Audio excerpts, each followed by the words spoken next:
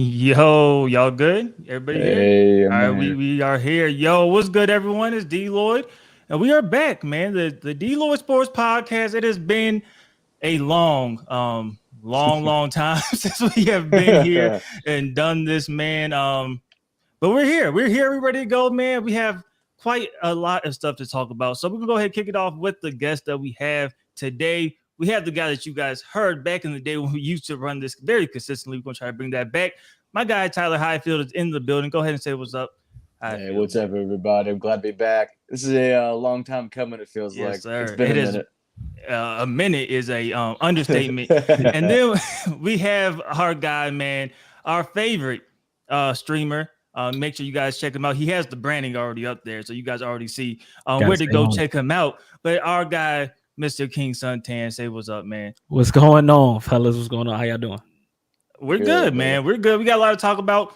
I know Suntan's a fellow Titan fan. You know, it's not very many of us, so we talk about that stuff a whole lot. But before that, we got to go ahead. I got to get this off my chest before we talk football. The Lakers signed my guy Jared Vanderbilt, man, 4-year extension, $48 million. I'm gonna say this right away. I made a video about this on my NBA channel. I love this signing. Like I love the signing of Jared Vanderbilt, man. I think he brings a lot. I think he's a versatile, wing defender, right? He could guard your smaller fours. He could guard your bigger threes. He's getting a little bit better when it comes to his corner three-point shooting, and he's 24 years old, and that's only around $12 million a year, which is under the mid-level exception. So I am a huge fan. But I had, like I said, the entire video talking about how I'm a huge fan of it. How do you guys feel about it? How I feel, you as the Cavs fan, you're the least biased one here. How do you guys feel about Jared Vanderbilt staying in LA for 4 years? I feel like he's a good regular season guy. He brings energy. He's going to come to every game. He's always going to show up. So I feel like it's a good signing. You got to put a really good price in today's NBA, where some of these contracts they're handing out are crazy right now. So I like him. Now in the playoffs, it might be a little bit of a problem because he can't really space the floor for you, so he's just running baseline. But other than that, I feel pretty good about it. He can rebound. He can do all the hustle stuff, so it keeps the load off of AD and LeBron. Definitely. At this point, you need everybody to take all the load off LeBron, right? And then our residential Laker hater, Suntan, as the Nuggets fan, man, how do you feel that we're reloading up and bringing Vando back? I just don't feel like that's a proper characterization for me. I support Reeves. I love Austin Reeves. He's that guy, bro. Great athlete. Absolutely. I do like the Vanderbilt signing. He's a hustle player. And you always need that guy that's really gonna go get it, right? Get the rebounds, do the scrap stuff. He's not the tallest, but he plays much bigger than his size on the boards. So he provides that spark when you need it sometimes defensively, and can jump on usually like the 1 through the 4 defensively, and can kind of cause trouble and disrupt the offense that their other teams trying to run. So at 11, what is he making? 11 million a year? Yeah, that's a phenomenal pickup. But go Nuggets. I had to get that in there. He had to get that one in there, man. I'll say it. World, man. Y'all got us, bro. But y'all are obsessed with us, and we definitely reloaded.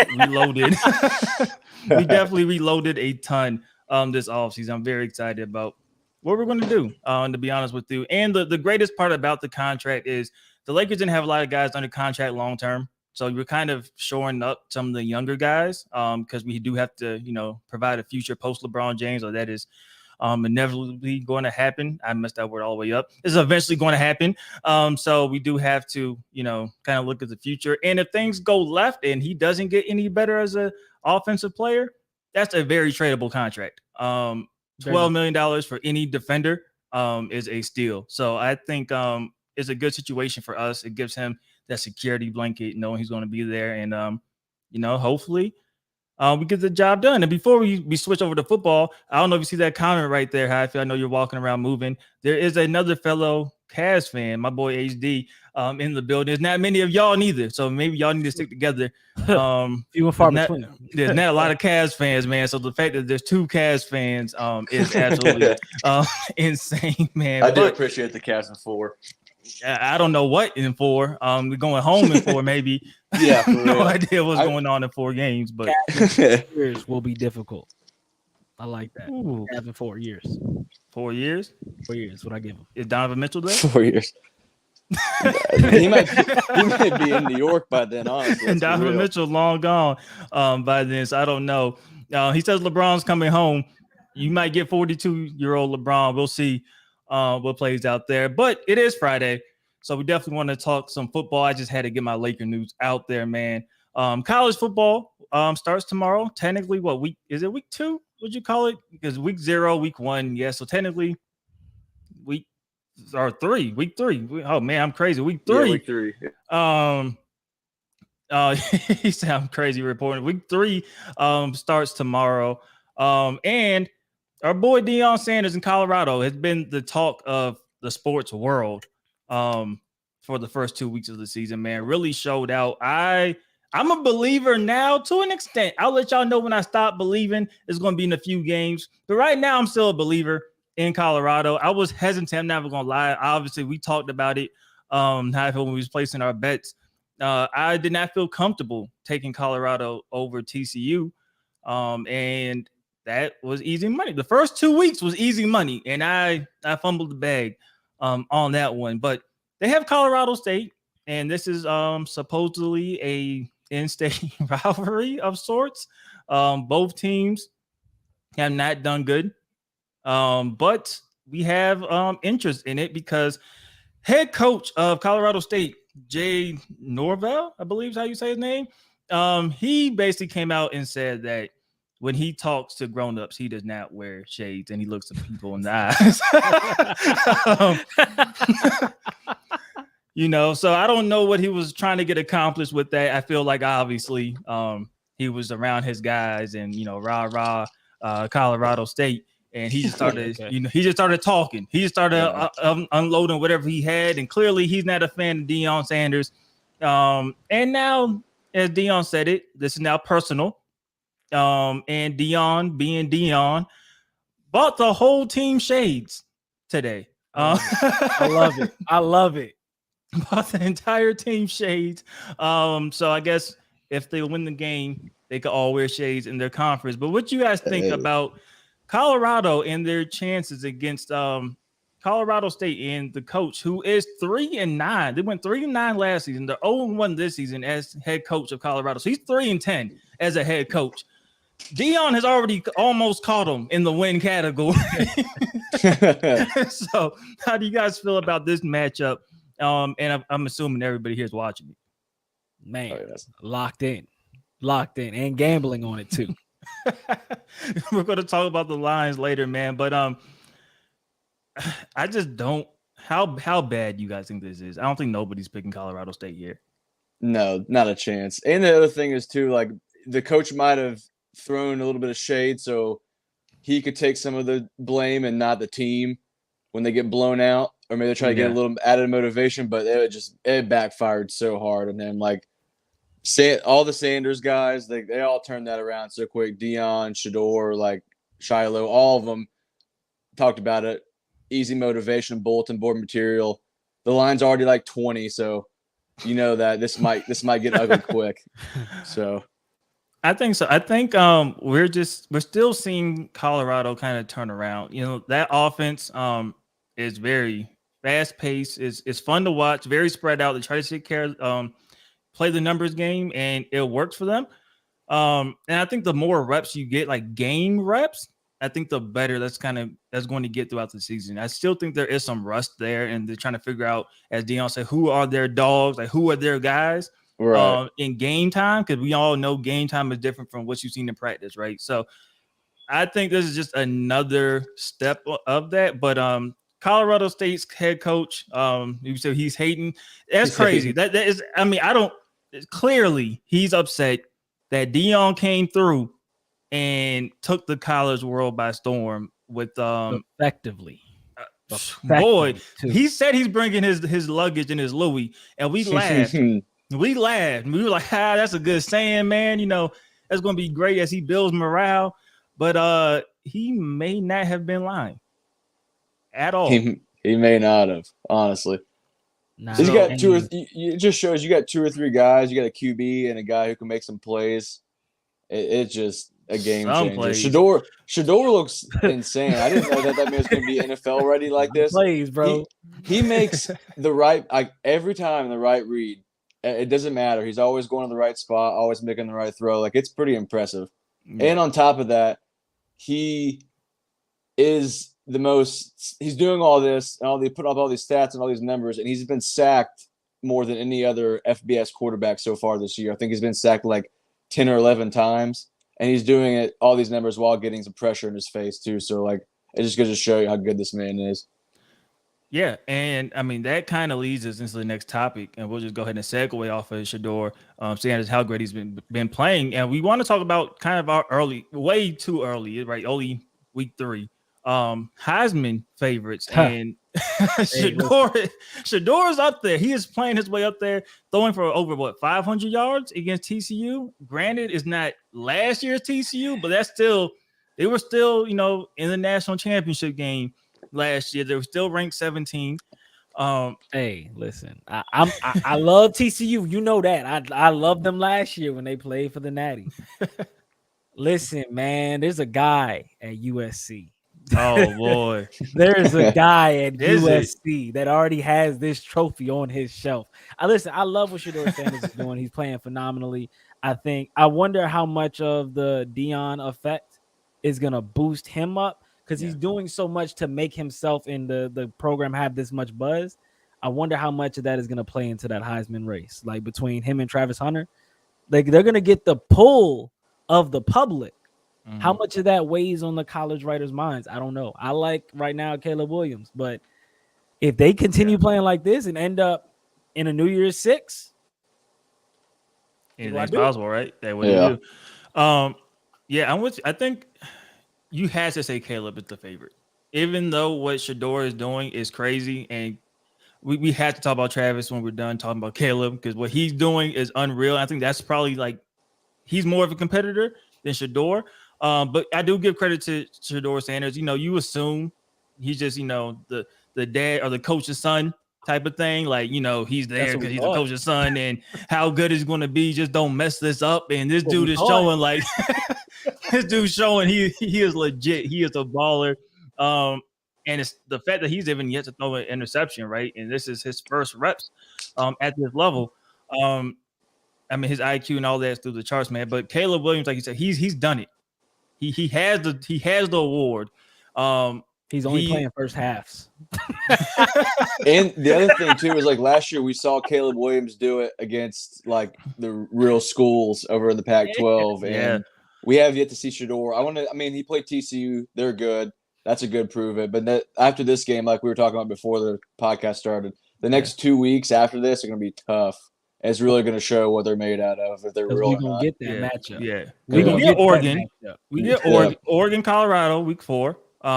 Then Nick said in chat, that's going to be a good matchup, of course. And I think that's a more of a measuring stick, like how good, because everybody respects Oregon, right? Nobody's thinking Oregon's national champions, but we all respect Oregon.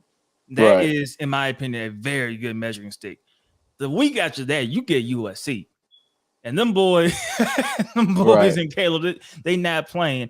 And you're going to see that head-to-head matchup. And that could very well determine who takes home the award at the end of the season. Because if Colorado gets past USC, they're the real deal, right? And they are probably, you talking about a New Year's bowl game, they might be in the playoffs.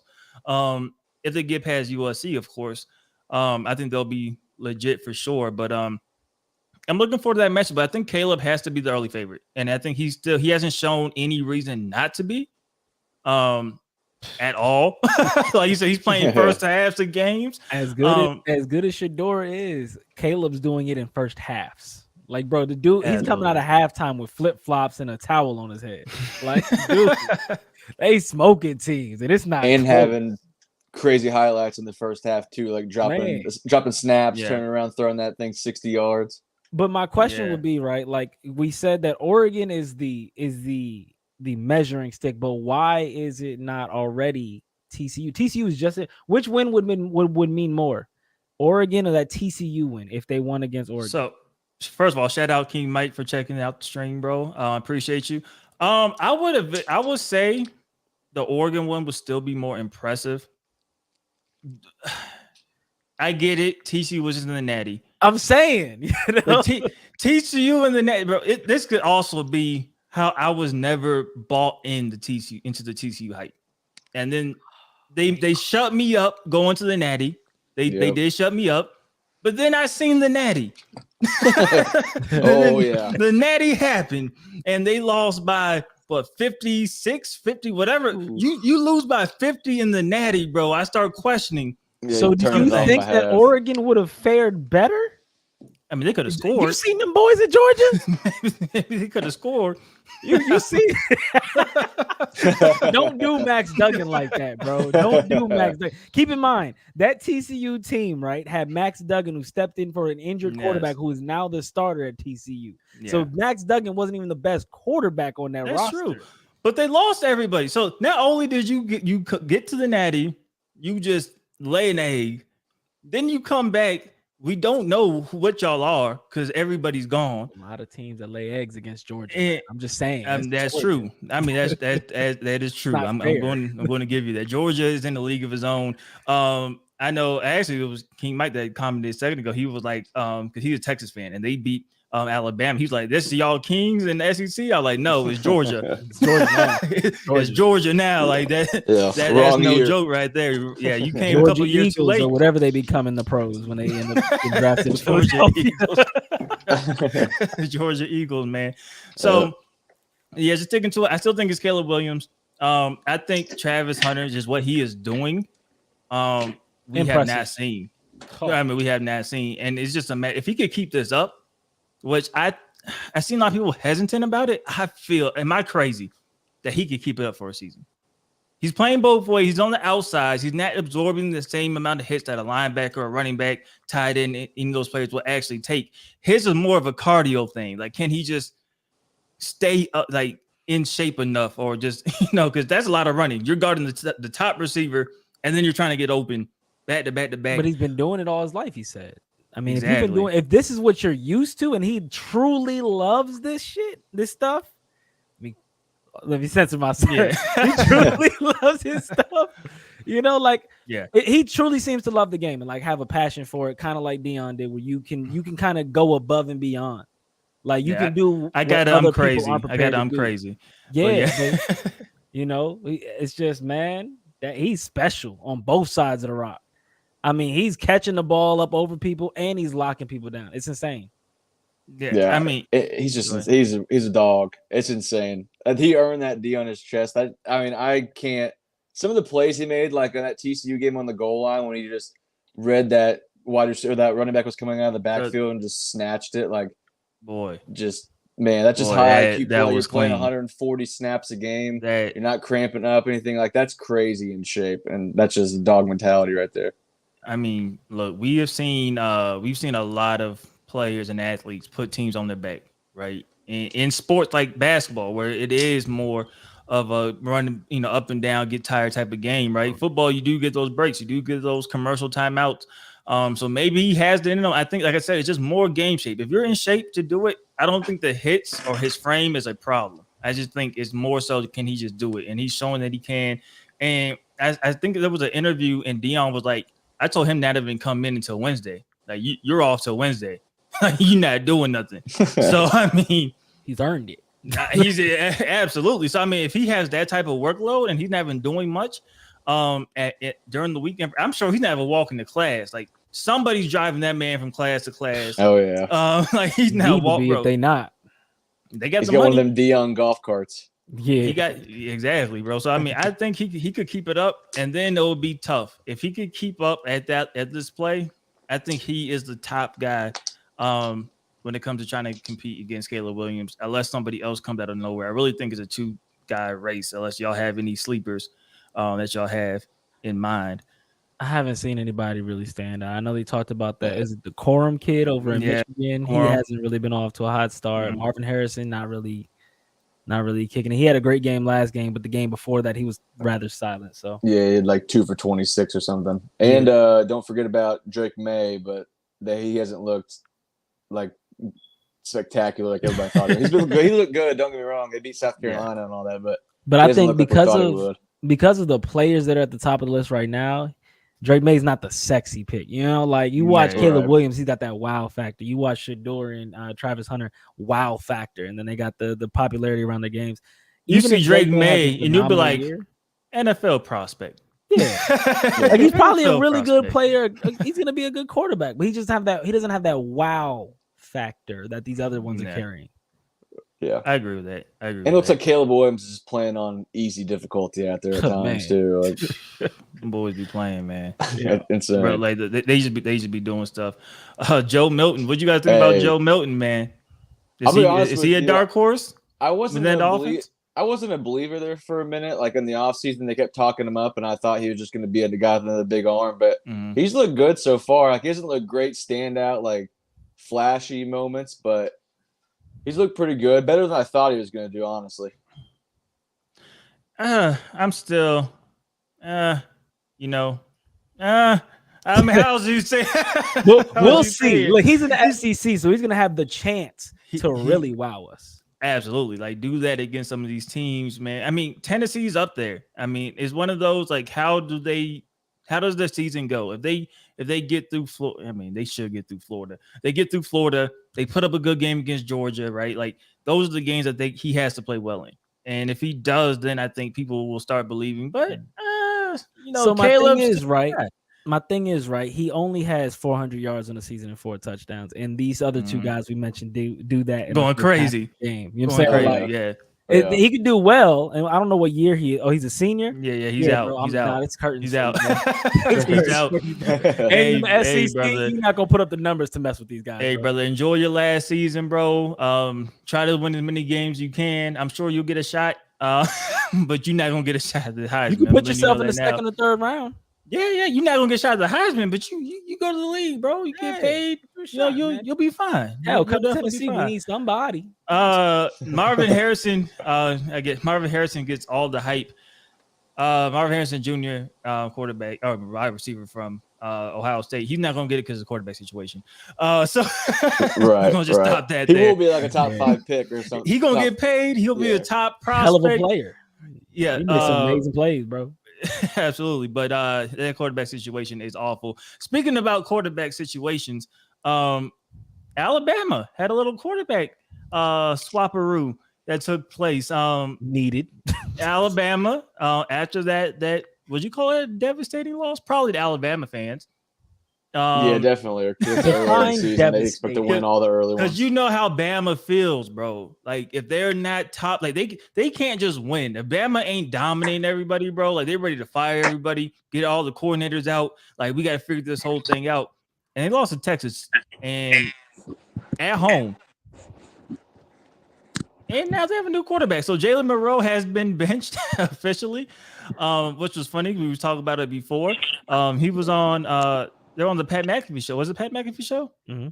That they were saying that that he is not going to be benched? Yeah, basically Saban went on there and was like, hey, don't worry about Monroe. He had some moments. He made a couple of mistakes, but our whole team has to be better, and we'll just get better as a team and pick him up. And then 24 hours later, the man's on the bench for the backup from Notre Dame. Them boys be lying, boy. Hey, don't worry about it. He had nothing to worry about. I like his mobility. His mobility is great. And then he go grab that water. He is a mobile water boy because they got him up out of there. Do y'all think it was deserved? Yes. Yeah, they just looked handicapped as an offense, and they just got stuck. And I don't think whoever's calling plays over there did him any favors either, because they were just trying to throw the ball still, and that man just wasn't looking very good throwing the rock. He had a couple of moments late on a deep ball here or there, but overall he just didn't look very confident throwing the football. So is that the coordinator's fault? Because I call a play, you look like you can't sit in the pocket. That's my fault. Hey, I mean, if you got somebody that can run the offense as a backup back there, like the guy they're throwing in this next week, we'll see if they can run the offense like that. But when you guys in like that and you see him struggling, you got to go to the place that he likes and he's good at. And I don't know how much. So this is my thing. with Jalen Monroe. He did not pass my eye test. I will say that. Like I remember they were hyping him up. They're like, man, because he had 5 touchdowns in week 1. I mean, it was Middle Tennessee State, but he had 5 touchdowns.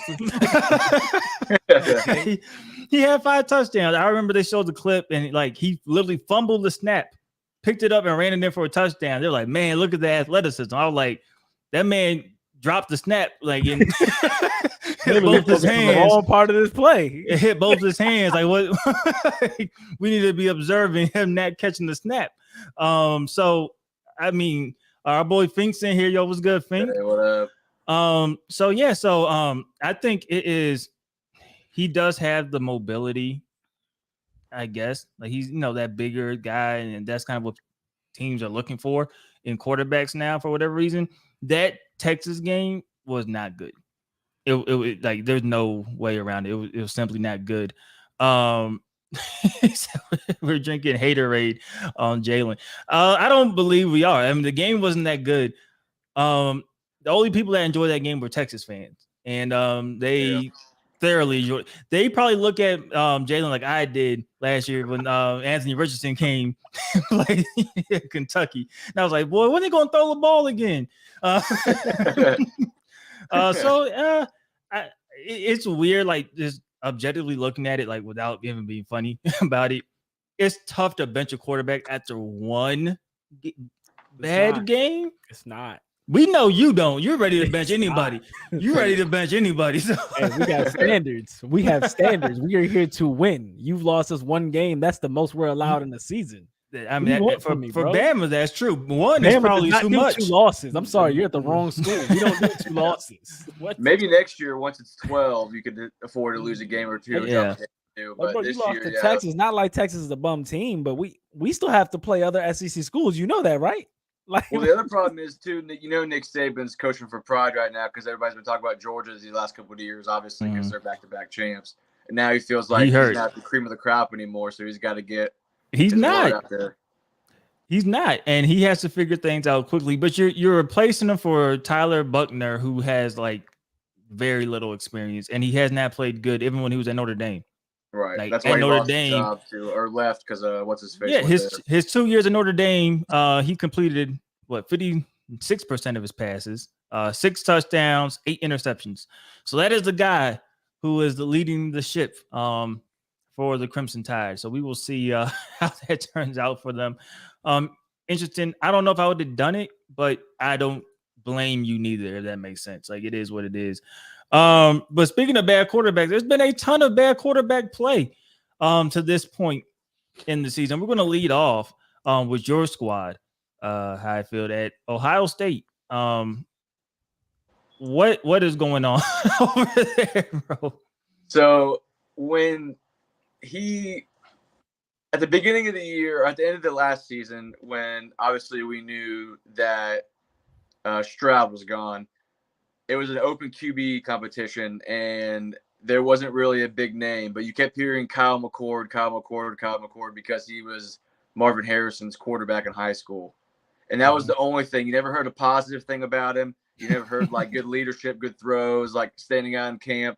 None of that. You didn't hear any of that. You just heard he's the quarterback for Marvin Harrison. So obviously over the summertime, you didn't hear anything. Going into the beginning of the training camp, you didn't hear anything. And now that the season's here, it was open still, and they didn't name a starter at the beginning of week 1, and that was just a big red flag, and it's just been a mess. Our wide receiver room is insane. We have weapons everywhere.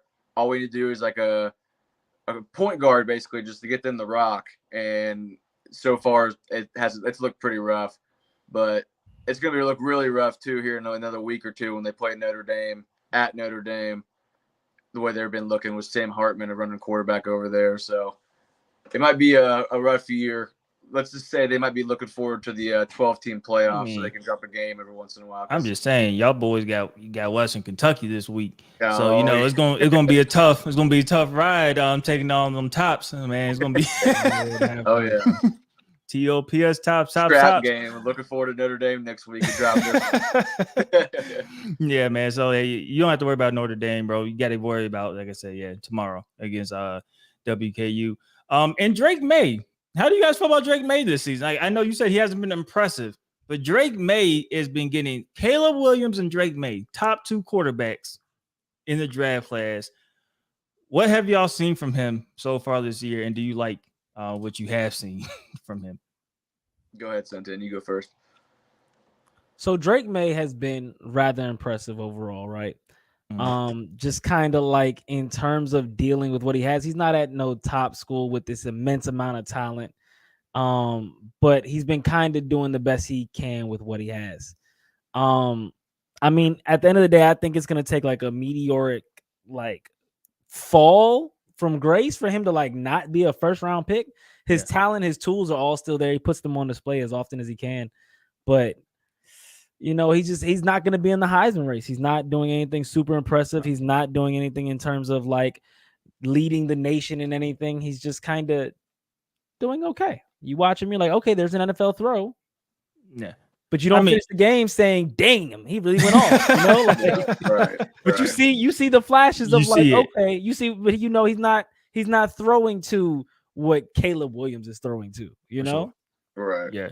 Well, the other big thing too is like at the end of last year, all you heard was the number 1 and 2 picks are going to be Drake May and Caleb Williams, like in that some order. So then you come into this season with big hype, and when North Carolina doesn't have the best team and he's out there just I'm not going to say by himself, he has weapons, but it just doesn't look like it does at USC when you're putting up video game numbers like that. When you were expected to come in and be one of the best QBs. Which he very well might be towards the end of the year if he puts it together towards the end of the year and going into the draft. But as of right now, he's not lived up to the giant expectation he put on himself at the end of last year. Yeah. He also went to overtime with Appalachian State. And that's the problem. So the South Carolina game, you get okay, first game of South Carolina, you know, whatever. You threw 2 picks, not good, but you know you'll bounce back. You're just Appalachian State. Now I get it, Appalachian State. They're like the boogeyman at times, bro, because like they're never like they're okay. They're good enough to like, you know, scare you. They could maybe reach 25 or whatever in the rankings at times, but like a double overtime game and you threw no touchdowns in 2 overtimes. Like that's where it's like, you know, like we expect. He completed 70% though. Like his percentage is up. I mean, he's 72 for the season. So like 70% and 75, but it's App State. Why are you in overtime with them? Right. After a big South Carolina win the week before, who didn't look very good either. That's a lot of football to not throw no touchdowns. That's what I'm saying. I know it's an arbitrary stat. Like touchdowns ain't the end all be all, but that's a lot of football to not have thrown a touchdown against Appalachian State. I mean, I'm just you know what I'm saying? Like we're gonna end the season watching people throw touchdowns against them, and we're gonna look at their names and say they're not Drake May. So what went wrong? 100%. The next quarterback I did want to talk about before we get off here is near and dear to my heart, obviously, at Kentucky. Devin Leary, who was the number 1 transfer in the country, chose Kentucky over Notre Dame, following in the footsteps of Will Levis. And I have not been impressed with Devin Leary to this point. 2 cakewalk games. He played Ball State, then bounced back against Eastern Kentucky. He does have 5 touchdowns, 2 interceptions, but like if you just watch him throw the football, it it is rough. He has a 37 QBR, which is 101st in the country. I think he is playing himself out of a day 2 draft pick, and he could definitely be a day 3. He wasn't going to be from round 1 anyway. He was going to be a second, third rounder. I feel like he could have been maybe a third rounder. I think he is falling out of that. Just by the way he's playing, and that's coming from me. He was good at NC State. Like he was really good. That's why people wanted him. And that's why they were trying to recruit him to their school. And then I don't know if it's the offense or what it is, but he's just looked like out of touch. Like he just doesn't know what's going on. Kentucky does run with Liam Cohen, the coordinator from the Rams. They do run a pro style wide zone offense, but I mean. In 2021, he had 35 touchdowns, 65% completion percentage, 35 touchdowns to 5 interceptions. I mean, that's amazing. And then last season, it was an injury filled season, 11 TDs, 4 picks, 61% completion percentage. So they did drop. And then this year, 60%, 5 TDs, 2 interceptions. Or is it a possibility that 1 year was just a crazy outlier. What was that injury? What happened that year? Did it say? He had a couple of injuries. I think it was I was something. wondering if it was like a big one. Now he's hesitant, or he's just wondering like. No, he don't look hesitant. He just looks like he's just missing throws, or like not comfortable. Yeah, exactly. For whatever reason. Which is weird because he was dicing people up at NC State. He looked good. I don't know what happened at all. I just want to throw that out there that he's not maybe on everybody's list of guys to watch for. He's on my list, of course, and he is not look good, very good at all. That's expected for you, but you got to remember, like overall, his season's not bad. He has 500 plus yards, 5 touchdowns, 2 picks. Is he looking the greatest? No, but like, can he turn it around? He only has 2 picks. Can he turn it around and go on a string of wins? Like, I think he could put it together. Your offense is new to him. You play Akron, Vanderbilt, and Florida, who, I mean, while 2 of them are SEC schools, they're winnable games he doesn't have to throw picks in. The real test and who we find out who he is that Saturday, October 7th at Athens, Georgia. You're going to find a whole lot out about himself that day. Yeah. So he has 3 games to put something together. And let's find out who y'all are on October 7th. That's all right, as it throws out there right now. So we talked about Georgia, and I said Oregon would at least score a point. Does Kentucky and Devin Leary score against Georgia? Yes. They're an SEC school, yes. I think they'll get. I think they might score like 10. Do they score much? Nah. Which is the other crazy part is like the schools that we're talking about, all these quarterbacks at, it's not Bama, not Ohio State, not Georgia, not Oklahoma. Like all these schools that you're used to seeing these quarterbacks come out of. I don't know if it's a down year or the NIL is making a big difference, but like Washington's got a good quarterback, USC, North Carolina, Tennessee. Like it's just different. It's just weird seeing these mid-tier schools getting these big playmakers at QB. For sure. And Michael Penix talked about Washington. He is making me a believer a little bit, man. I'm not gonna lie. I did not see it at Indiana. I thought it was like a flash in the pan type of thing. But he I'm not gonna lie. I will say when I'm wrong. He is proving me wrong right now. He's looking good in Washington. And then don't forget you have DJ Uwaglele in at Oregon Have you State seen his now. stats this year? Is it crazy? I seen a couple of highlights of him. I'm pretty sure he had like 5 or 6 touchdowns a game ago. I gave up on him. Obviously after the Clemson debacle, but 5 touchdowns, no interceptions. Like, have you seen Clemson this year? It looks bad too. I'm wondering if they're just who they drop a game. They just dropped the game. Clemson, yeah, they lost to Duke. Like, yeah, Riley Leonard.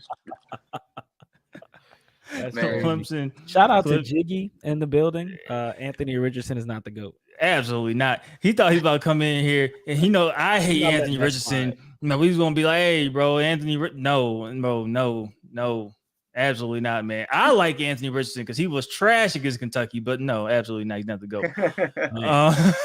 at all. Let's see. New will be interesting year with new quarterbacks at Bama, Georgia, and Ohio State. Absolutely. And we're seeing it. It's kind of just we're used to those programs having the quarterback ready to go and kind of seeing that they're not ready to go. Is going to make for an interesting season because I think they're all vulnerable. Maybe not Georgia as much, but I think we've seen Bama lose. I think Ohio State is 100% vulnerable to lose. I think you called them the Penn State this year of the Big Ten. Yeah, I think we're going to drop at least. I think we're going to lose at least 1, maybe 2 games because Penn State's got a quarterback. Michigan's had a couple good years of a run going on right now. Yeah. So I think they're going to drop a couple. And I see the Clemson is not your year. It's the furthest from your year. Yeah. In Clemson, that season might be done. You might as well go to class. Make sure you get good grades. Professors, because football, you ain't worried about that, bro. Like that train is over. Real quick though, do we know anything about the Georgia quarterback? I haven't watched any Georgia yet this year. I haven't either. It does not matter. I think the defense is so good. Even after losing all those guys, there are still a bunch of dogs over there. I think Kirby Smart knows what he's doing, and like when you watch them, they still, to me, I mean, obviously they haven't played nobody. I mean, UT Martin and Ball State, so 48-7, 45-3. So I guess that, technically, I don't want to put too much stock into that because they should have won those games, and the old Georgia teams probably wouldn't have give up any points to those games. But Beck Even played when all the okay. Philadelphia Eagles were still in college. Got it. Yeah, absolutely. Absolutely. So I mean, I feel like he's played okay. He hasn't stuck out to me as like he's a problem. I mean, I think he threw over 200 yards both games. He looks fine, He looks fine. So I think they'll be okay. He's enough for them to win. So that's kind of where I stand with Georgia. 5 stars over there on defense. Like all you gotta do is just beat Stetson Bennett. You don't gotta make a ton of plays early. Yeah. But later he said, have they fired someone at Bama yet? No, but they did bench their quarterback. So I mean, if you want to count that as a firing, that did happen. For the record, they do have a 5-star guy that they got at quarterback, Ty Simpson. He's a freshman. I think freshman, redshirt freshman, something like that right now. Maybe you put him in. I'm a fan. Look, he's a 5-star quarterback, number 4 in his position. Let him go. Screw it. What you got to lose? What you had to lose? Maybe not. We'll see. They might have a lot to lose. Sticking on the SEC, and Haifa, you're gonna have to leave this story because I do not know much about it. Okay. Allegedly, I guess we'll say that just to make sure we don't get sued from anybody if we are wrong. Absolutely. Allegedly, no. A former Ole Miss player is suing Lane Kiffin and Ole Miss itself. They're suing the school for some I guess not frowned upon behavior on how he felt he was treated by Lane Kiffin during his time there. So what is going on in good old Mississippi? So from the story I read on, I think it was it's CBS I'm looking at right now. So in the story basically goes that the freshman year, the kid didn't play. His name is, let me look it up, something Rollins, I believe. DeSanto Rollins. Apparently he's a D tackle. He didn't play a lot freshman year, so he came back sophomore year, got in a couple games, tore his Achilles that year, and was out the rest of the year, obviously. So then he was struggling with some mental health stuff and was battling with that. So apparently he went to a couple coaches, and one of the coaches was Lane Kiffin. And the conversation didn't go very well. So then he started going to therapy. So then his therapist convinced him to go back to Lane Kiffin to talk to Lane about what's going on, his position on the team, and like how he feels. And when he brought it up, he alleges that Lane Kiffin basically said, "See you later. You're off the team anyway. Like, I don't need you." So tough. Tough, very tough. So obviously that didn't go very well at all. And then when he basically said you could transfer, and that if he didn't like it, he could quit. So with all of this stuff being said to him, I'm pretty sure that he left the school and he's off campus, and now he got a lawyer, and now they're filing some kind of lawsuit against Lane Kiffin and Ole Miss because they were both involved. But Lane Kiffin allegedly said some wild stuff to this man when he came to him about some problems he was having. So, I mean, we may not know 100% until we see like the lawsuit, right? But like, what about that is suable? is that if that's a word? What is that about that is a suable offense? Besides him just being a jerk, but we know Lane Kiffin is not known to be the most friendly guy in the world. The lawsuit contends that Rollins suffered from severe depression, anxiety, frustration, embarrassment, humiliation, a loss of sleep, and a loss of appetite, which included losing weight as a result of the injuries and later the death of his grandma in January. So I guess there's all this stuff going on, and then he went to the coach, and the coach was just, put it in easier words, he was being a dick, and now this is all coming out because he wasn't. I don't want to say like listening to him and taking him seriously, but that's what it kind of sounds like.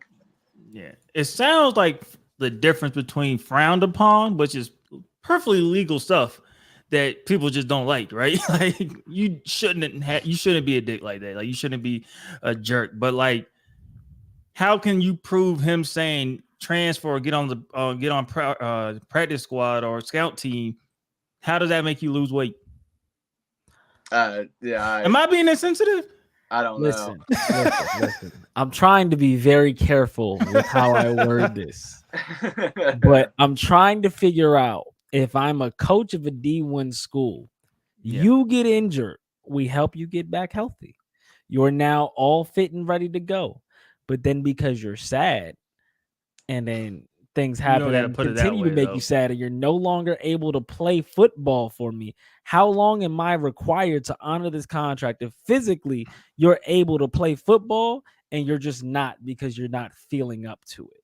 Like, and I respect all mental health. I respect all that. But at the same time, how long can you use that to not play football and continue to get an education when I brought you here to play football? Right. And like, more part, what do I do with that? More down into this law. It says it also alleges that Kiffin took adverse action against Rollins on account of race for requesting and taking a mental health break and showed special treatment towards the white athletes, ESPN reports. The lawsuit also alleges that the university lacked written institutional procedures for routine mental health referrals. So I would be curious to see what the preferential treatment of the other athletes were and what those situations were. Because I mean, like, if you've been doing this for like a year and some change, because it sounded like he was out for a minute and then he's still not back, and it's been like a year and a half. I'm gonna be sitting here as a coach, like, all right, I need you on that field versus somebody who just needs a break real quick. Like, I don't know. I gotta hear the details. I don't want to pass you. I gotta hear details. I need more details than that. Yeah, he tore his Achilles in the summer of 2022. So it's been a year. Yeah, I agree with something. I think we need more from it, just off of just hearing what the article states about it. It just sounds like you just played for a shitty coach, and you were in his doghouse. Right. And we've all seen you're in the coach's doghouse. That's the type of stuff. Get on scout team, like run. You gonna keep running, like, you know what I mean? Like, I never thought lawsuit about any of those. But if it comes to differential treatment or anything that could have happened outside of that, and I'm sure maybe the full lawsuit will go into more detail, maybe more information will come out, and that's the case. I can change my mind there and my opinions there, but just off a surface level, it just sounds like you probably should have transferred. So it sounds because you were in the doghouse, and Lane Kiffin is not liked. Pretty much anywhere he's been. Nobody was like, man, I loved my time playing for Lane Kiffin. Like,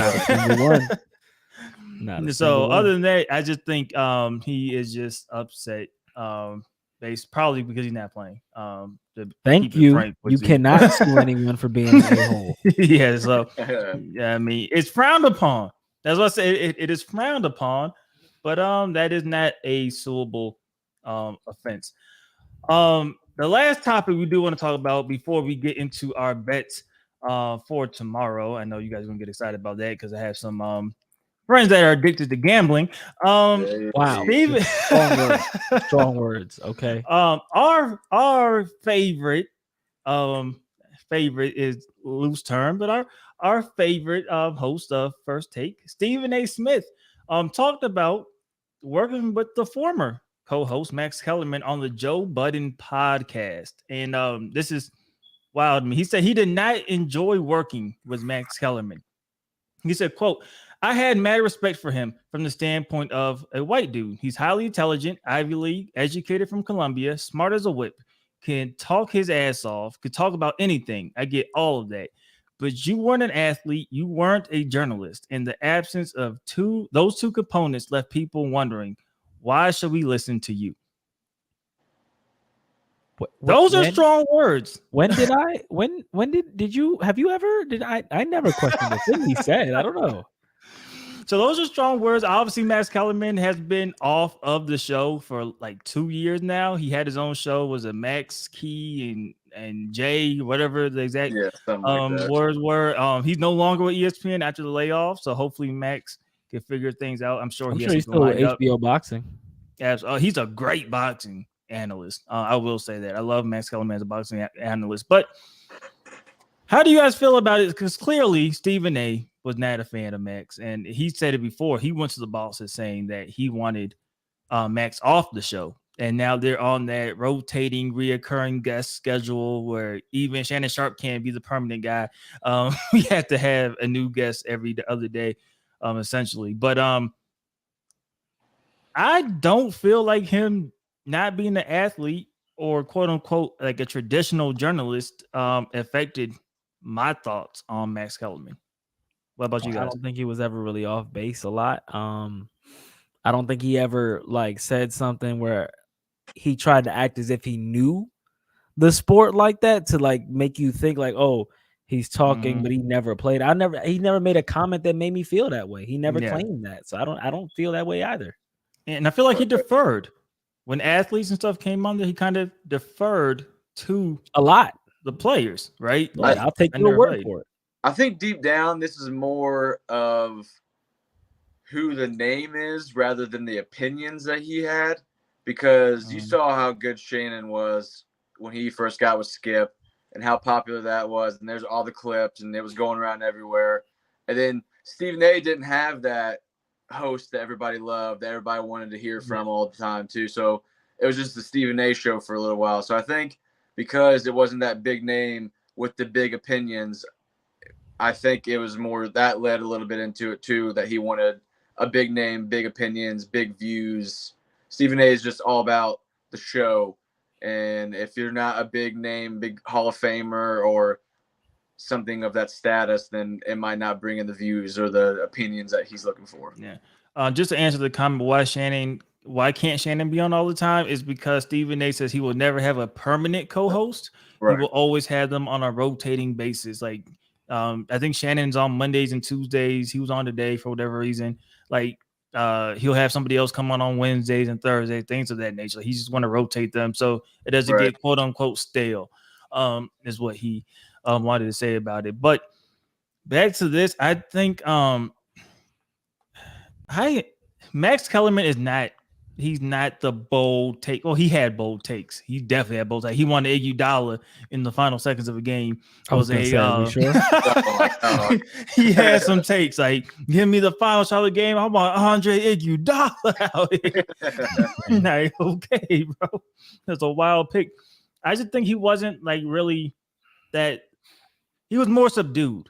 He was more of a subdued host. He did hit you with points. He did hit you with some stuff like, okay, but he wasn't, the entertainer, if that makes sense, that like a Shannon is or Stephen A is or some like even a Skip Bayless is. He was not that, doesn't have that crazy bravado. He's more like you said, the educated, the guy who sits down, talks about it. He's going to let you know this is just my point of view from just watching this, what I'm kind of taking in.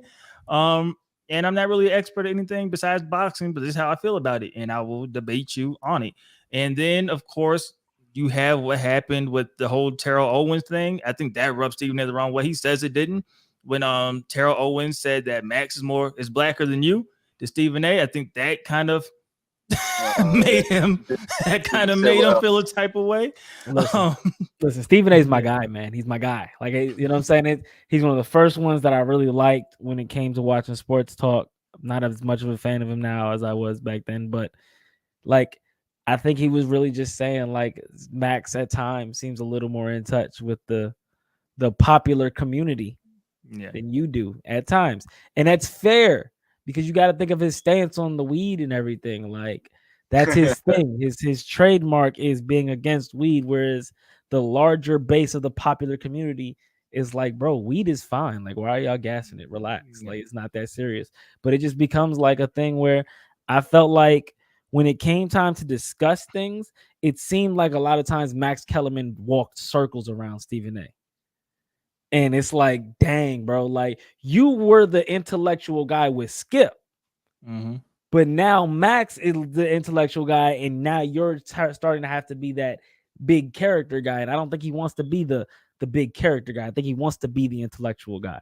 And Max didn't really leave room for that because Max was very articulate. Not that Stephen A is not, but he was able to make points that left Stephen A at times like with nothing really to come back or say at. He was kind of like stuck. Right. Yeah. Yeah. I think you hit it right on the head, honestly. And just because it's funny. The top comment on on that article is little does he know we listen to Max more than him. So something like that. And also, I don't think him and Shannon would be a good show together the entire time. I think they're two almost the same type of person, and it's just that's not a good TV show.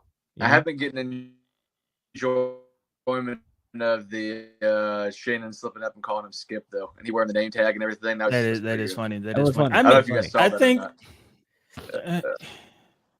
The ratings say otherwise because they are dominating over for Undisputed right now. Well, that's that. Have you seen that? Hey, look, it's like he let some people in his crib and they just absolutely took over the TV.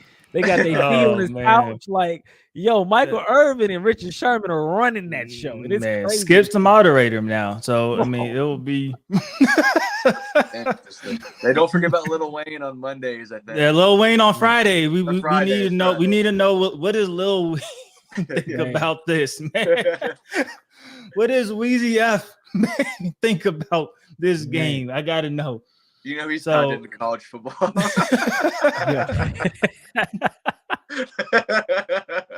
You know what they needed to do? Who Stephen A. or one of them should get this. Pat McAfee need to be Stephen A. co-host a couple times.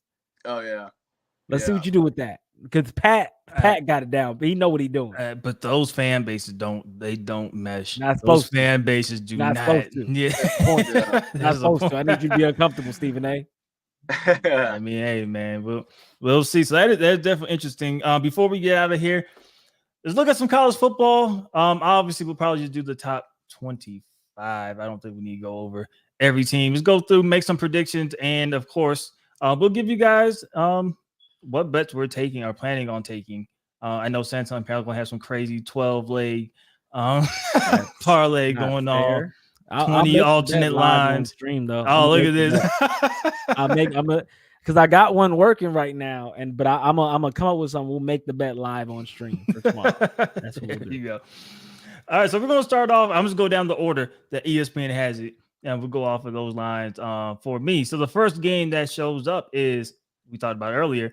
Good old Western Kentucky traveling to Ohio State to take. And why does that come up first? Maybe because I have them there you bookmarked, probably. Maybe because I have them bookmarked. I appreciate it though. The line is currently sitting at Ohio State minus 30 over under 65. Are we touching that? What are we doing there? If we do touch that, I'm biased, so I will say I told everybody it's not going to. We won't lose by 30, so I must stay out of this one. I would take Western in the points because I think we've scored 35, and out of those two games, I think we scored 35 points one game and like 20 something in the next. So it's not like we're blowing teams out by 60 anymore right now this year. So I might take the points because they could win by 28, it'd be 28-0, and you still cover. So I would take the Western Kentucky in the points as an Ohio State fan even.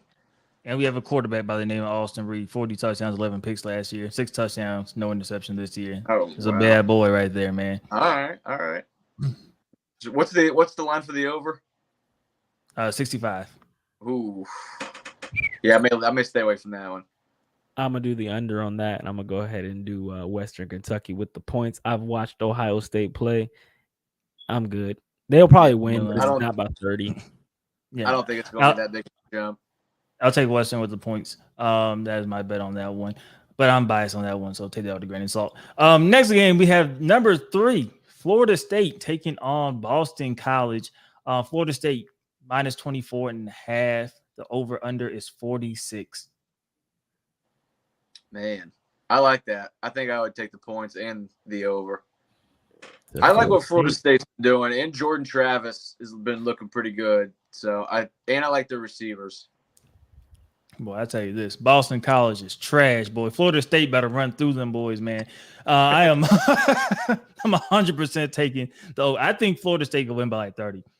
I could easily see I don't even know, bro. It could be like 52-10. I would hammer that over. 46 points. I'm hammering that over. Florida State gonna score that by themselves. Yeah, they might just get 40, and you just need a little bit more. Yeah, I am all on Florida State on that one. So the over is probably the safer bet if you don't want to go the 24.5 points. But I do think I'm taking Florida State to cover. Next game though, we have number 7 Penn State taking on Illinois Fighting Illini. Penn State minus 14, and the over under is 48. Is it Penn State? Yeah, so Penn I'm State. looking right now. Illinois is 0-2 against the spread. They're 1-1 this year. So I like Penn State. I like what they've been doing. They got a quarterback. Their offense actually looks efficient this year and not just dead in the water. So I would take the points here. They could win by 17 easy. Do you have 14? Is that what the line is? Yeah, 14 even. Okay, yeah. I'm not gonna lie. I'm taking Illinois with the points. Ooh. I just think like Big Ten football is highly competitive when it's not Ohio State usually. Or I guess Michigan as it's been lately, but just Illinois sometimes likes to play tough at home. Home field advantage is really big in the Big Ten. I'm gonna go ahead and take Illinois at home with a little bit of pride. Give me the points, and yeah, I like that. I'm taking Penn State minus 14. I think they get it done. And I'm probably also taking I don't know if I'm taking the over. I'm taking Penn State over minus 14. I think that's the safe bet. I definitely think they get it done. Next game, you have number 14 LSU taking on Mississippi State. The line, LSU minus 9.5, over under 54. Have you guys watched any Mississippi State this year yet? I have not, but I do not trust Mississippi State based off of previous years. I watched probably half the game against Arizona. I think they won by a touchdown. Mm-hmm. They look pretty decent. Arizona was not great, but I since LSU lost that game, I think they're gonna be on a tear here. What was the line? Is it 9.5? 9.5. Yeah. Ooh. I might take Mississippi State there because it could be 17-14, 2017 type of game. You know, SEC football. There's like a bigger school that's not really blowing anybody out like that. So I think it could be close. I'm taking Mississippi State in the points. I like that. I didn't like what I seen out of LSU. I don't really trust Mississippi State neither. I just haven't. I don't know. Maybe LSU does come out with maybe they take the bus and they take the bus to the game and they're fired up, but I doubt it. So I take Mississippi State in the points. Yeah. Jaden Daniels guy. Yeah, I was getting ready to say. Listen, I've watched LSU play a little bit. While I do think that they definitely dropped one to Florida State, that was a wake-up call for them. They responded with Grambling, which is not any impressive win by any stretch of the imagination. But I just think that Jaden Daniels is really trying to prove something after that loss. He kind of understands what's on the line. LSU is a very good school. They are SEC, both of them are, but I do think that LSU is a tier above Mississippi State. I think they kind of wake up, show out, and go make a statement win to show that we're back on track and we're not going to this isn't a down year for us. So they have the better quarterback. I'm taking Jaden Daniels. I think they're going to win with the spread. Yeah. All right. The next one, very close spread. Number 15, Kansas State against undefeated Missouri.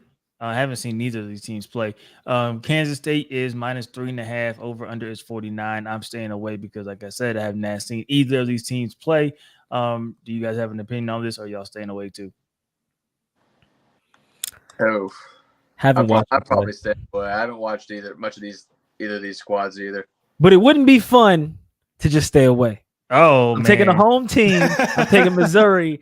Give me Missouri and give me the points because we're home in the SEC. You know what I'm saying? That's what we're here for. We're not here to stay at home and stay away. No. Oh, man. Give me Missouri. All give me the points. We're at home. Let's go get them. Have you been to Missouri?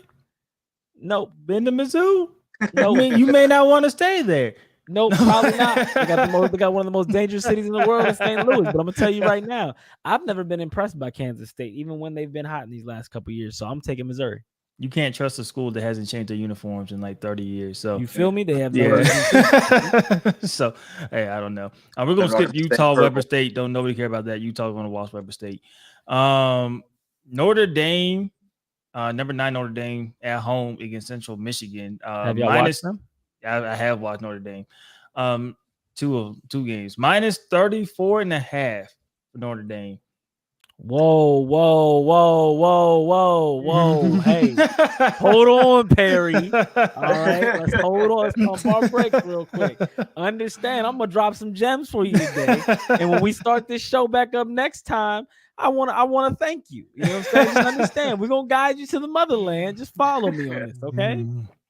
What was the line there? 34? 34.5 Notre Dame. I'm out. I like Notre Dame, but I don't know if they're doing that. Sam Hartman does have 10 touchdowns this year. Does that do anything? Does that get you excited about Notre Dame football? Are they at Notre Dame? Yeah, they are. They're home. Mm-hmm. That's just such a big line. I can't talk myself into it. I'm not gonna hold you. I'm not touching this game. I have no confidence in Central Michigan, and I have no confidence in Notre Dame. So I know Suntan may not want to be out, but I'm out. Yeah, I'm definitely not out. Let me tell you that. Oh man, here we go. But well, the thing that doesn't it scare you that they might be looking forward a week, Notre Dame, because they're playing Ohio State next week. So they're like, let's just get through this game, survive, then go to Ohio State and see what happens. Get through this game and survive. They are not here to survive. They're here to win. They win ball games. They're football players.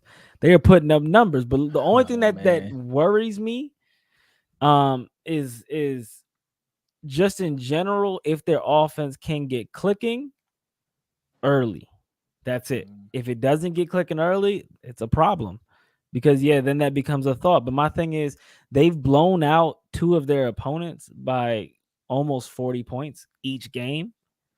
NC State, who's the only opponent they've had so far that's like respectable, still lost by 21. So I don't think Central Michigan's respectable at all. I think they're a really bad football team. They lost to Michigan State 31-7, and Michigan State is really bad. This is the easy cover for the spread, honestly. Yeah. The only reason I say 34 is a lot is because I seen the Navy game. The Navy, granted, they run the ball a lot, but I seen Navy on a third down. It was a fourth down. On a fourth down, try to get a 4th and 1, pass the football, and both the receivers ran into each other, and you still barely would have got that spread against a team where the receivers are running into each other. But you have to understand, Navy held the ball for 33 minutes of that game. Doing nothing. But they get them off the field. They're them and Georgia Tech are the only teams that would hold the ball for that long, running that stupid triple option. And to this day, I will never understand how Navy ever recruits a wide receiver. It's not possible.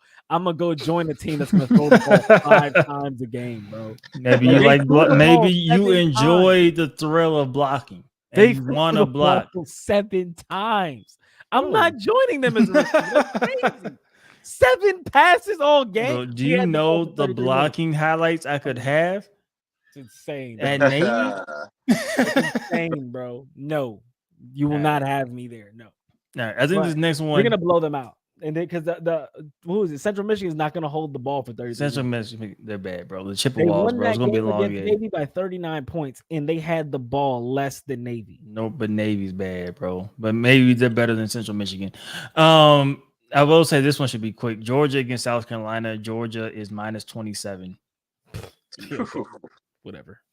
Give me that. All right, there you go. All right. You know Georgia's just going to put a statement the rest of the year because they don't really, no offense to the UK, they don't really play anybody crazy. So they're going to have to just put up points all year, look dominant like they did last year. For sure. The next interesting one is Alabama travels to Tampa Bay to take on South Florida. South Florida. Minus 33.5. South Florida. You don't Yeah, trust give him me at South quarterback? Florida. Y'all don't New- trust Whatever the Buckner? hell's going on at quarterback. Y'all don't New trust Bama Buckner? QB. I'm out. Yeah. Nope. I'm with y'all, bro. I don't think they cover that. So I'm I mean, they can taking still- South Florida in the point. No, they're gonna beat South Florida. No, Yeah, yeah, You can but still I'm not saying score 4 that. touchdowns and South Florida now winning, but they might not win by 28. I don't know about 33. Yeah. nuts. Oklahoma versus Tulsa. That's 20 minus 28. Oklahoma gonna run them out the Oklahoma water, gonna bro. smoke them by Yeah, 40. I'm never even gonna By entertain 40, that. bro. Oklahoma's looking really Oklahoma's good, playing too, no on offense. games. Oklahoma running right through that. Speaking of Drake May, North Dame. Carolina is hosting Minnesota. UNC minus 7. Man. We seen Minnesota against Nebraska. At least I seen that game. And I then saw a game. I don't remember which a game. I don't remember which game it was for Minnesota, but I saw a game. It's probably Nebraska if you don't remember, because that game was very It was like forgettable. 10-7 or something. Yeah. That game was very forgettable. The only thing that scares me is Minnesota doesn't score points, bro. Yeah, the only thing that scares me is that Minnesota's Big Ten, so they might have a decent defense and they might hold North Carolina not to a lot of points too. So, but like you said, Minnesota doesn't have any offense; they don't score. So if Minnesota beat Nebraska 13-10, then they beat Eastern Michigan 25-6. Yeah, give me North. It's 7. You said 7. So you can even put. You can push. You can push, yeah.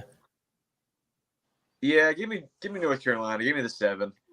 Bro, give me North Carolina, bro, all day. And if Drake May don't get it done, I am fully off the Drake May bandwagon until the draft. I'll be back on it for the draft. But like college season, Drake May, I'll be off if they don't get this one. So hear me out. Hear me out. Listen. Oh gosh, here we go. Drake May struggled to throw a touchdown against App State. You know what I'm saying? I'm taking that mental distraughtness into Golden Gopher territory, right? They're not home. But listen, I think Golden Gophers played really good defense this year so far. I don't think they've allowed a single passer over 200 yards. I'm taking Golden Gopher. Give me that 7, man. Hey man, we'll see what happens. The next one's a good one, but I know where I'm going on this one. Tennessee on the road in Gainesville against Florida. Tennessee minus 5.5. I am taking Tennessee. I think they are going to easily beat Florida. That's wild that they give them 5.5 on the road. They're pretty confident that they're gonna pull this one out. I'm all Florida's bandwagon, bro. I was never on it, but I don't believe in Florida. Yeah, and that Florida's quarterback is the dude from Wisconsin who was terrible, and they just looked terrible. Mertz, and he looked terrible. This fake Tim Tebow, bro. I don't know who allowed him to wear number 15, bro. Like, it looks awful. I know you can't be doing that, but yeah, I'll go against Florida here. I don't think they got it this year, and like we were just talking about Tennessee's quarterback too. So yeah, same Tennessee with the points. That one's easy. This one just might be wild. Number 2, Michigan against Bowling Green. Michigan 40 points minus 40. And I'm gonna take the points with Bowling Green, bro. I just don't think Michigan. I don't confidently. This is week 3, right? Yeah. Football has 2 weeks left. Michigan beat East Carolina 30-3, and then they beat UNLV 35-7. Yeah, give me the points. Thank you. So taking the points. There. That's tough. The next, I guess, I'll say probably 3 games that might matter left. Texas versus Wyoming. Texas. Yeah, okay. Minus 30 over Wyoming. Wyoming's 2-0, and Wyoming had that good game against Texas Tech. That we lost money on. So they ruined that guy's lock parlay of the year. And boy told us Texas Tech was a lock, and then here we go, bro. Beating Texas Tech, but they only beat Portland State 31-17. So like, what? I don't know what Wyoming is. Maybe they just. It's a little bit of a letdown game after Texas's huge win last week. That's the only thing you can think. They're riding the high. That could be too. I think Texas is known to play the competition though, so you beat Bama and then come back and struggle the next week wouldn't be a surprise for recently Texas. They beat Rice 37-10, so they got 27 on Rice. And what's the line? 30. 30. I'm not sold on Ewers personally. No, but he has Arch Manning behind him. That deep ball that he threw to Bama. Whew. So it was good. Vega is in the building. What's going on, bro? Welcome, man. I might take that. See the line. That's just such a giant spread. Like 30. Even with that offense, their defense is such a stout guy. Give me, you know what? Screw it. Give me Texas. I'm with you. I'll ride Texas, bro. I'm not confident in it, but I'll ride Texas, bro. I probably leave it alone. Oh, so now you leaving alone. Yeah. I'm not sold on Texas. I don't know what Wyoming is. I haven't watched them, but 30 is a lot of points. But it's not so much that I'm like, nah, let me not bet on it. It's not too few where I'm like, yeah, they got to cover that. I don't like the middle ground there. All right. The next game we have Oregon hosting Hawaii. Smoke. Running shoot minus 38. Smoke. Minus 38. Minus 38. Hawaii's gonna run and shoot, bro. They're gonna try to get up points. Oregon and slam on the over. What's dropping 80 points? 2 games look like. So Hawaii's played 3. They played the week 0 against Vandy. Okay. They lost 35-28. They came back and lost 37-24 against Stanford. Then they played Albany last week and beat them 31-20. Okay. Well, Stanford is one of the worst teams I've seen in a while. So give me Vandy is Vandy. Yeah, Vandy's one of the worst SEC schools. Yeah, I don't even know what Albany was doing over there. So I mean, who cares? I'm gonna take Oregon then. Oregon will run it up, and we know they'll run it up. What they dropped 81 week 1? Yep, 81-7 against Portland. So they are not afraid to run it up. Like at some point, we're gonna just chill and not score. They were like, nah, bro, we're Oregon. So we just get track stars. They will run it up, but we'll see what happens. And in the last game, we talked about it earlier, but we can make the official prediction. Colorado State. Colorado, the line has moved. Colorado now minus 23.5. Colorado. Over and Colorado.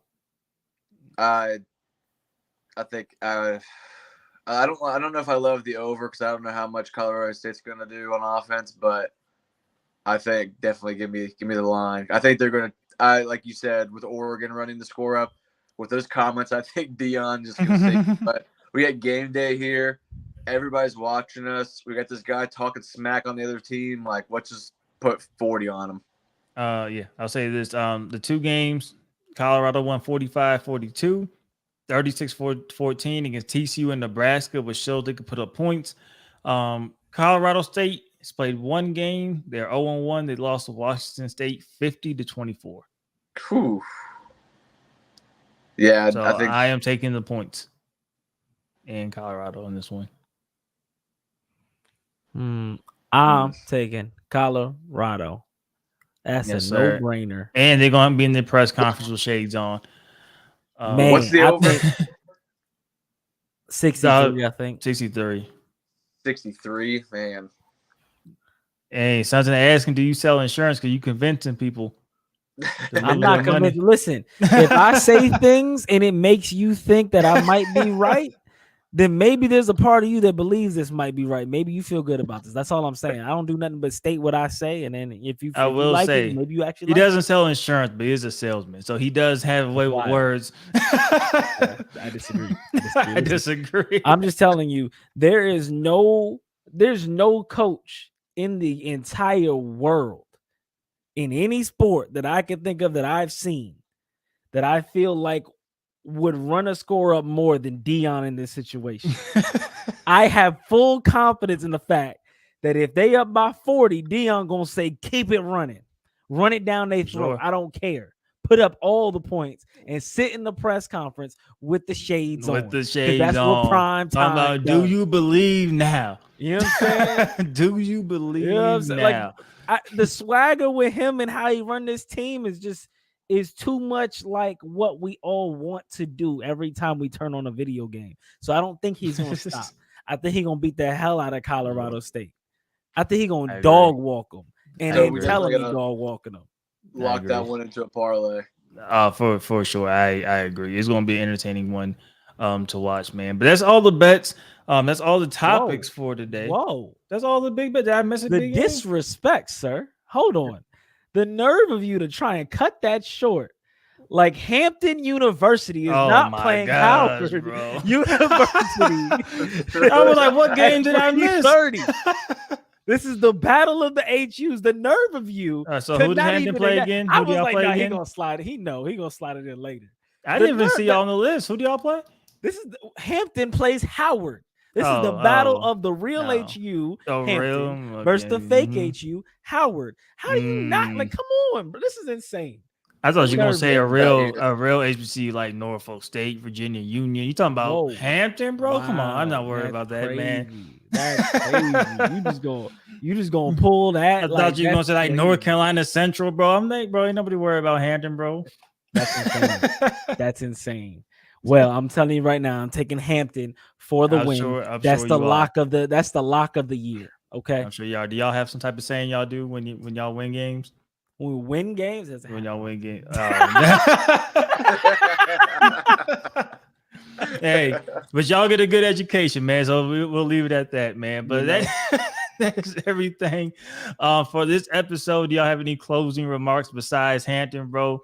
I'm rooting for y'all. I just don't. I don't. You know what I'm saying? I'm rooting for y'all though. Yeah, y'all win. You know, I'm sure you'll let us know. Any other closing? All right. Keep your eyes and ears open for a NFL preview, maybe tomorrow night. Yeah, we could definitely try to get on that. We'll get something going for sure, man. But make sure y'all follow my guy King Suntan. Let them know where they can find you, bro. Entertaining fellow, bro. If y'all ain't picked that up by now, where can they find you, bro? You know what I'm saying? King Suntan, Twitter, Twitch, YouTube, all that good stuff. There you go, bro. Entertaining streams. Highfield is he likes to hibernate away from social media. How can they try to find you, Highfield, or they just come here? They don't want to see you. They might just have to come here for this. Honestly, I may have to fire back up Twitter or X. Sorry. Yeah. Highfield's like, I'm not seeing you nowhere unless I give you my phone number. And I'm not doing that. So I mean, yeah, right. I may add you on Discord though. There you go. Find figure out his Discord tag and find him there, bro. That's the only way you're gonna get in connection with Highfield, man. But I appreciate y'all for listening, man, whether y'all listening post or y'all listening live. Definitely appreciate y'all. We're going to try to get these out a lot more. Hopefully I can get the good brothers to join me. If not, we'll be solo, bro, but it's all good. They're here. They'll be here a lot. Good crew, man. I like talking to the fellas, man. Quick question. Can I give them a real quick parlay before we leave? Oh, go for it. All right. Listen here. All right. I'm going to give you, if you have FanDuel or DraftKings, you should be able to play this. Here we go. Colorado State. I want to make the game fun for y'all. All right. We're going to do the over. We're going to drop it down to 55.5. Over 55.5. We're going to do over on the passing touchdowns for Shedeur Sanders. Anytime touchdown for Xavier Weaver. We're going to do Shedeur Sanders 325 plus passing yards. Xavier Weaver 125 plus receiving yards. Travis Hunter 60 plus yards receiving. And Jimmy Horn Jr. 60 plus yards receiving. That is 23-31 in the positive. That means $10 wins you $230. I look forward to seeing y'all next time when y'all make that money. Man, there we go. Well, follow him. I can't. I'm in Nevada. We can't do that. No DraftKings FanDuel for us. Yeah. I'm not doing that. So yeah, y'all take care, man. Y'all take care. Harry says he's gathering his mortgage money, so he's gonna be he's gonna be in love with you Monday or hating you, one of the two. But I appreciate y'all for stopping through, man. And we'll see y'all later. Absolutely. Later.